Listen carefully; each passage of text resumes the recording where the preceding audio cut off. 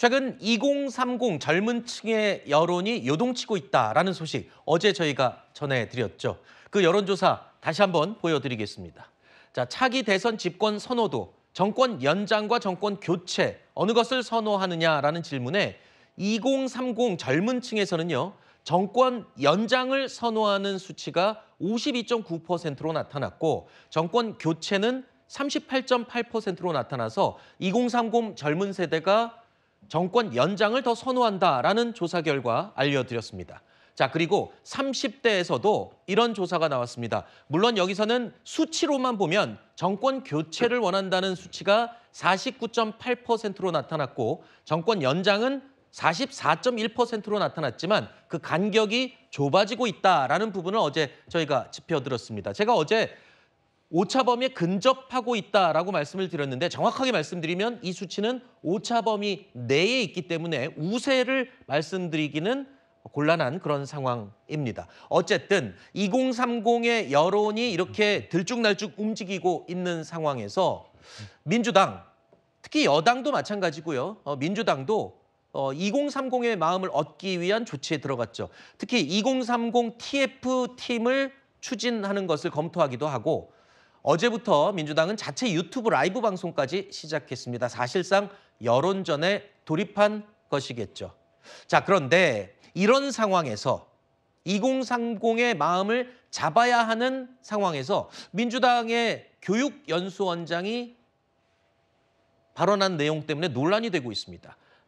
박구용 민주당 교육연수원장인데요. 서부지방법원 폭력 사태를 옹호하는 의견을 피력한 청년들에 대해서 늑대라고 비유했습니다. 늑대는 누군가를 추종하려는 습성이 있다. 그리고 이 늑대 같은 존재들을 스스로 말라 비틀어지게 고사시켜야 한다라고 말을 한 겁니다. 그러면서 그런 2030 일부 보수 젊은 층들을 향해서 머리는 많이 굴리지만 생각이 없고 계산만 하는 늑대들이다. 이런 폄훼 발언을 한 겁니다. 그런데요, 이 박구용 원장은요, 과거에도 구설수에 오른 적이 있습니다.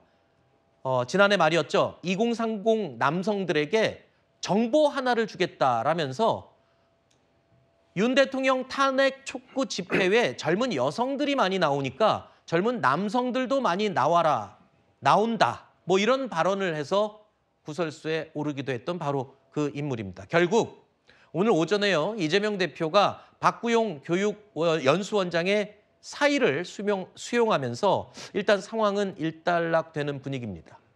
자, 일단은 논란에 휩싸였고 당이 지금 2030 젊은 층의 마음을 얻기 위한 노력을 하는 과정 중에 나온 발언이어서 좀 무리를 빚은 것 같습니다. 매우 심각한 발언이라고 생각을 하고요. 지금이라도 잦은 사태가 이루어진 거는 다행이라고 생각합니다. 서부지법 폭동을 옹호하는 청년들이라 할지라도 그런 청년들을 저렇게 고립시키면 된다라고 발언하는 건 매우 부적절한 거죠. 사실 이게 2030 특히 남성들이 전통적으로 원래 2030은 젠더와 상관없이 원래 진보 진영을 좀 지지하는 성향이 있었거든요. 근데 2000년대, 20년대 들어서 이제 이게 젠더에 의해서 갈라지기 시작했습니다. 근데 2021년 서울시장 재보궐선거를 정점을 찍으면서 그때는 20대 남성과 여성이 아주 극렬한 차이를 보였었는데요.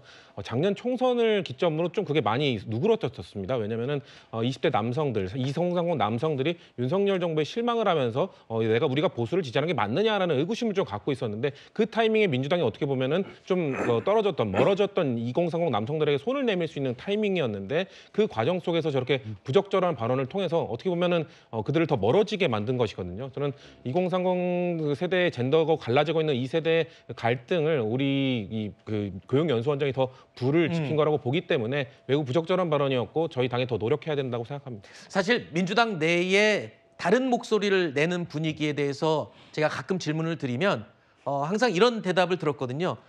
여러 다양한 목소리가 나는 것이 민주주의다. 그래서 그 말을 하는 건 당연하다. 이런 말을 많이 들었었는데 글쎄요.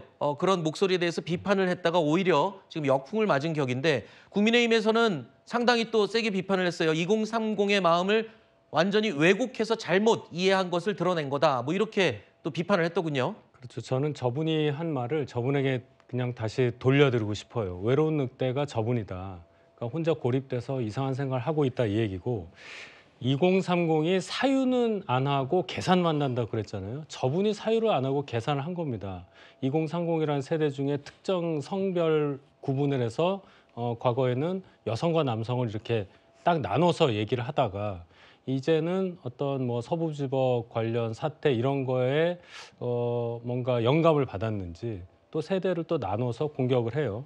그래서 이러한 생각을 가지신 분이 민주당에서 주요한 당직을 맡고 있다는 것 자체가 민주당의 현 상황을 그대로 나타내 준다고 보고 방금 전에 여론조사 통해서도 봤지만 2030 세대가 왜 정권 연장에 더 중심을 두고 생각을 하고 있느냐 이 부분을 굉장히 유심히 무겁게 민주당은 받아들여야 된다. 네.